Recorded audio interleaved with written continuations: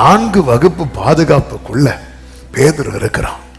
தூதன் வந்து அங்கே நின்றான். அறையிலே வெளிச்சம் பிரகாசித்தது. அவன் பேதுருவை தட்டி எழுப்புறான்.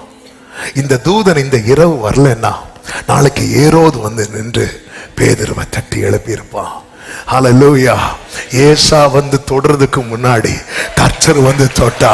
ஏரோது வந்து தொடுவதற்கு முன்பதாக தூதன் வந்து தொட்டா. எத்தனை பேர் நம்புறீங்க? என் மேல சத்துருவின் கை படுவதற்கு முன்பதாக ஓ ஷாரா பாகாரா ரீமா மாமா ரேலே ரே பாதாரா, சத்துருவின் கை உன் மேல் படுவதற்கு முன்னே கர்த்தருடைய கிருபை உன்னை தொடும். ஹல்லேலூயா. ஆமென். நாளைக்குன்னு சத்துரு குறிக்கிறார். அப்ப நாள் குறிக்க யாரை கொடுக்கிறா சொல்லுங்க? சத்துருவை. நாள் குறிக்கிறதுக்கு சத்துருட்டு சொல்றார். மோர்தெகாய்க்கு நாள் குறிச்சது யாரு?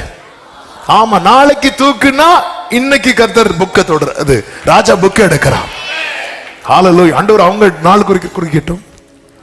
அதுக்கு முந்தின இரவு, அதற்கு முந்தின இரவு. ஓ ஹல்லேலூயா, ஹல்லேலூயா.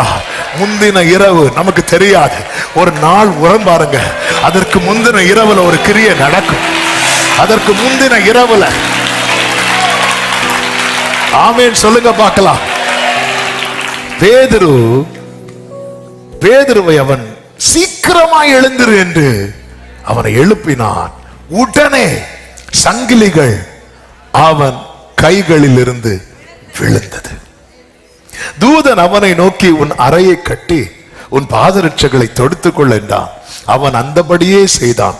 தூதன் பின்னும் அவனை நோக்கி உன் வஸ்திரத்தை போர்த்து கொண்டு என் பின்னே வா என்றான். அந்தபடி அவன் புறப்பட்டு அவனுக்கு பின் சென்று, அடுத்த வார்த்தையை கவனிங்க, தூதனால் செய்யப்பட்டது மெய் என்று அறியாமல் தான் ஒரு தரிசனம் காண்கிறதாக நினைத்தான்.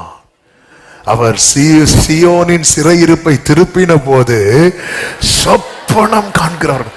நடந்து முடிஞ்சதுக்கு அப்புறம் இது மெய், இது மெய். இப்படிதான் கர்த்தர் செய்ய போகிறார்.